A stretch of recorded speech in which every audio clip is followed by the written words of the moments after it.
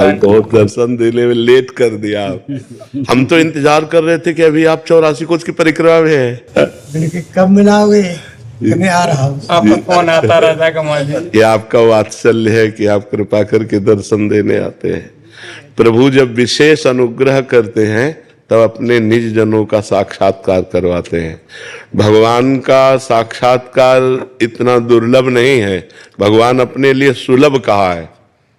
अनन्य चेता सततम यो माम स्मृति नित्य सह तस्याहम सुलभा पार्थ नित्य युक्तस्य योगिना।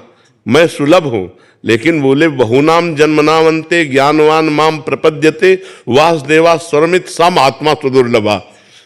महात्मा सुदुर्लभा और अहम सुलभा। भगवान अपने लिए तो कहते हैं मैं सुलभ हो सकता हूं, लेकिन मेरे को भजने वाले और मेरे को प्राप्त और सर्वत्र मेरा साक्षात्कार करने वाले ऐसे महात्माओं का दर्शन दुर्लभ है। भगवान देवर्षि नारद जी भी कहते हैं महत्संगस्तु दुर्लभो अगम्यो अमोघश्च। महापुरुषों का संग मिलना दुर्लभ है, यदि निर्वाह कर ले जाए। संत संग निर्वाह करना बड़ा कठिन होता है। अगर संत संग निर्वाह कर ले जाए तो अमोघश्च, निश्चित भगवत प्राप्ति हो जाएगी, निश्चित वो भगवदानंद को प्राप्त हो जाएगा। अनुग्रह का मूर्तिमान स्वरूप भगवान का क्या है? जैसे सच्चिदानंद का मूर्तिमान स्वरूप भगवान है, तो भगवान के अनुग्रह, भगवान की कृपा का मूर्तिमान स्वरूप क्या है? संत जन। भगवान की कृपा का अगर मूर्ति रूप देखना है तो संत जन है, कृपा मूर्ति है। कृपा रूप जो वपु धर्यो, साक्षात भगवान की कृपा ने जब वपु धारण किया तो संत नाम से कहा गया। कृपा वपु, वपु हम। बहुत सौभाग्य, बहुत सौभाग्य। थोड़ा महाराज जी राम नाम की थोड़ा महिमा, वैसे तो सुनते सुनते। अरे हम राम नाम की महिमा कहाँ कहे, कहाँ लगी नाम बड़ाई, राम न सकत नाम गुण गाए। पहली महिमा तो ये है कि हम जीव क्या भगवान की नाम की महिमा का वर्णन कर सकते हैं, स्वयं नामी भगवान भी अपने नाम की महिमा का वर्णन करने में पूर्ण असमर्थ है, पूर्ण महिमा करने में असमर्थ है। गोस्वामी तुलसीदास जी ने कहा एक पद में कि राम राम राम जी जौलो तू न जपी है, तौलो तू कहूँ जाए तिहु ताप तपी है। सुरसर तीर बिन नीर दुख पाई है, सुर तरु तरे तो ही दारिद सताई है। गोस्वामी जी कह रहे यदि ये जिभ्या तू राम राम राम राम राम नहीं रटेगी तो तू कहीं भग करके जाए, कहीं त्रिभुवन में भाग करके हो आए, तुझे शांति नहीं मिलने वाली, तुझे विश्राम नहीं मिलने वाला, तुझे परमानंद नहीं मिलने। गंगा के समीप मरेगा अगर भगवान से विमुख है तू, पर गंगा जल तेरे मुख में नहीं जाएगा, तेरा मंगल नहीं हो पाएगा। कल्प तरु के नीचे रहेगा लेकिन तेरे को दारिद्र सताएगा यदि राम राम मुख से नहीं बोलेगा। अगर राम नाम मुख में नहीं तो गंगा के तीर भी तू विमुख होकर मरेगा, कल्प तरु के नीचे भी तू दरिद्र ही रहेगा यदि तेरी जिह्वा पे राम नाम। जागत बागत सपने न सुख सोई है, जुग जुग जन्म जन्म जग रोई है। तो चाहे जागृत हो, चाहे स्वप्न में हो, चाहे सुसुप्ति में हो, तू अशांत ही रहेगा। जन्म जन्म जुग जुग तुझे रोना ही पड़ेगा। छूटवे के जतन विशेष बांधे जाएगो, हो है विष भोजन जो सुधा सान खाएगो।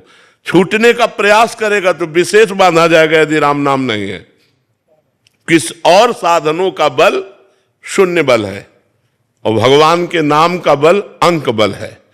जैसे अंक विराजमान होने पर शून्य 10 गुना लाभ देता है, ऐसे राम नाम मुख में चल रहा है और साधन बन रहे हैं, वो 10 गुना लाभ देंगे। यदि राम नाम नहीं है, अंक नहीं है, तो शून्य शून्य ही है। भगवान ने स्वयं कहा व्रतांश यज्ञ छंदांश तीर्था नियमा यमा, इनके द्वारा मैं वशीभूत नहीं होता। बड़े बड़े व्रत, बड़े बड़े नियम, बड़े बड़े तीर्थ, बड़े बड़े यम, इनके द्वारा नहीं होता। यदि साधु समाज मिल जाए, भगवान ने कहा वो साधु समाज सब संगों का त्याग करवा के भगवान के नाम में प्रीति करवा देती।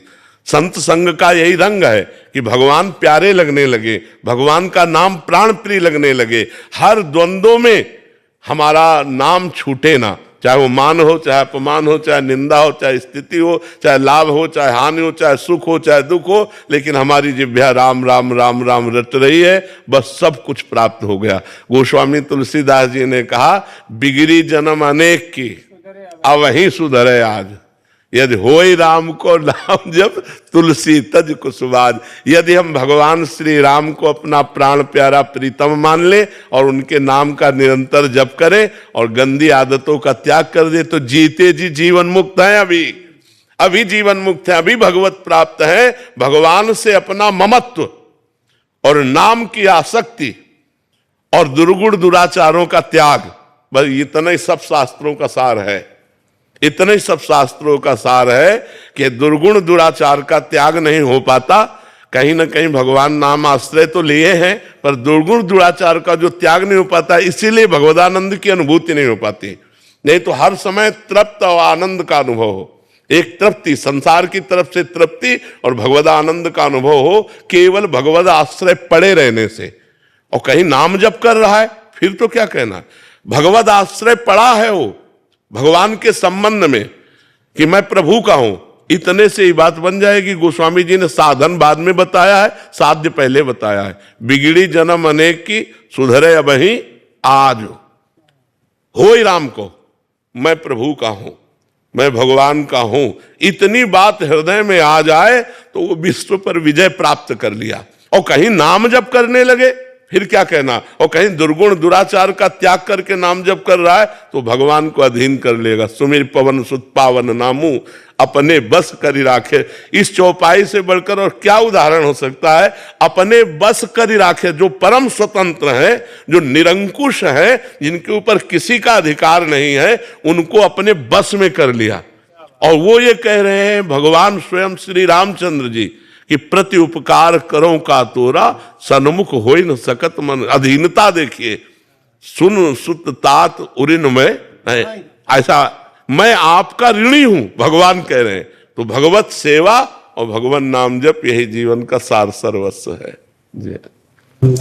यह गुण साधन से नहीं हुई, और प्रभु की कृपा पाओ को।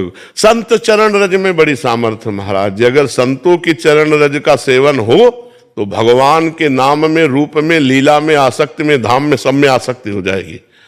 क्योंकि संतों की चरण रज के बिना रहु गणित तपसा न याति न चेज्या न निरूपणात् गृहाद्वा न छंदसा नैव जलाग्नि सूर्यो बिना महत्पाद रजोभिषेकम। बिना महापुरुषों की चरण रज से अभिषिक्त हुए ये जो भगवद अनुराग है, भगवत तत्व ज्ञान है, भगवत नाम प्रीति है, ये तपस्या से नहीं हो सकता, ये गृहस्थ धर्म के आराधना से नहीं हो सकता, ये सूर्य चंद्र की आराधना से नहीं हो सकता, ये वेदाध्ययन से नहीं हो सकता, ये तीर्थ यातन से नहीं हो सकता। रहु गणित तपसा न याति न चेज्या न निरूपणात् गृहाद्वा न छंदसा नैव जलाग्नि सूर्यो बिना महत्पाद रजोभिषेकम।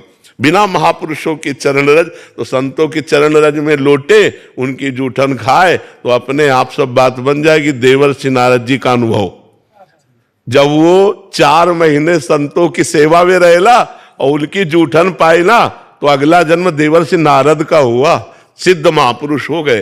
पर जी महापुरुष की चरण रज बताया है, और जैसे भेष मात्र की भी हमें तो लगता है भेष मात्र को ही महापुरुष मान लेना चाहिए। अगर भेष मात्र में कहीं संशय करेगा तो वो महापुरुषों में भी संशय कर लेगा।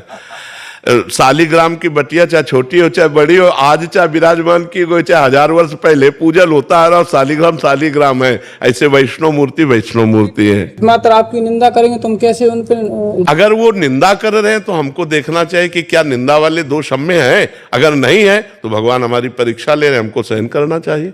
हाँ, हमको ये देखना चाहिए। जैसे कोई निंदा कर रहा है तो हमको पहले जांचना चाहिए कि भगवान इनके रूप में आकर के हमारे अवगुणों का, हाँ, कहीं हमारे अंदर वो दोष तो नहीं है। अगर दोष है तब तो सच्ची बात कह रहे हैं, प्रणाम योग्य बात है। अगर दोष नहीं है तो फिर हमारी सहनशीलता देख रहे हैं, हमको सहन करना चाहिए। और जो दूसरों की निंदा स्तुति आदि में लगे हुए हैं वो वास्तविक अपने सत्मार्ग से भटक गए हैं।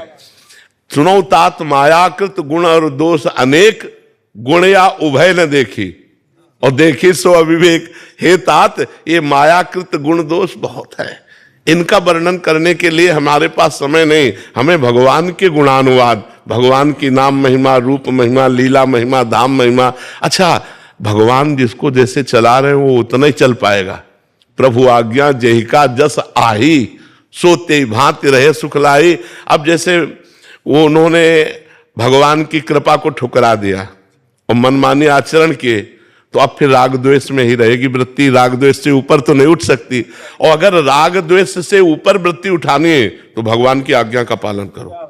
अगर भगवान की आज्ञा का पालन करोगे तो भगवान की कृपा तुम्हें संभाल देगी, और अगर भगवान की आज्ञा को अवहेलना करोगे तो ये माया त्रिगुणमयी तुम्हें राग द्वेष में फंसा लेगी, चाहे संत वेश में हो चाहे जिस रूप में हो। हाँ, वास्तविक तो बात यह है कि हम निंदा करने वाले में भी भगवान का रूप देखकर प्रणाम करें।